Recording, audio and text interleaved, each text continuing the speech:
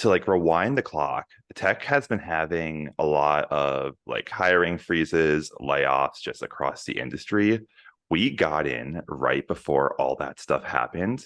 And Oracle was kind of funny about it because traditionally, product managers are a position that is a bit of a catch-22 to get in. It's more of a mid-career position for a lot of people where they do something else first and they make their way into PM.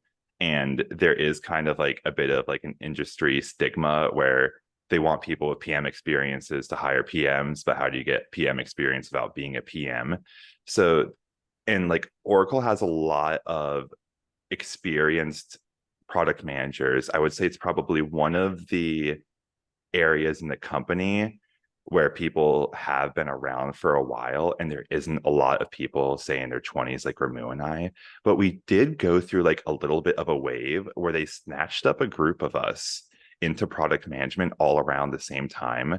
My theory is they're basically like, hey, we got to start training up the next generation, and let's grab people from within the company who show promise, etc., to do that. So some of our friends are in product management now, and we obviously are as well. And I think I probably had one of like the least traditional interview experiences. And to kind of run through that, it was very informal, where I didn't really like get grilled or anything. I think all I had was like two conversations with Jeff where we just chatted, and he's like, "Oh yeah, I'll probably like have you talk to some people on the team," but I never had a formal technical interview. A lot of what I was evaluated on was just purely my work as a solution engineer, which is I think why they were pretty light on asking me about that kind of stuff, because during my time as a solution engineer, I put together like a 35-page master guide of documentation for onboarding new class of solution engineers with OCI.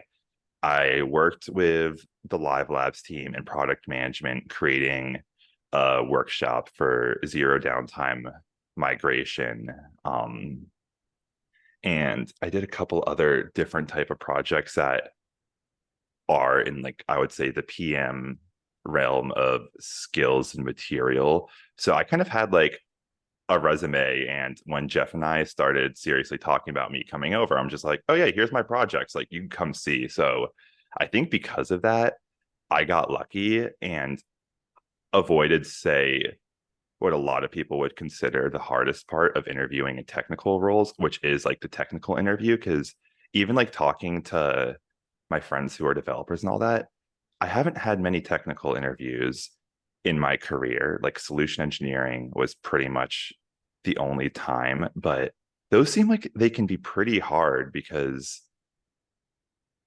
it's hard to gauge someone's technical knowledge when a lot of our skills as technical people is kind of how our brain processes information versus, say, like you show up to an interview and they ask on like five different subjects. You could be like the best, I don't know, developer, PM, whatever in the world. But if you're just like unaware or haven't been thinking about like one of those five subjects, you could easily bomb that because it's just not something you were focusing on. Like you can easily learn in all that stuff,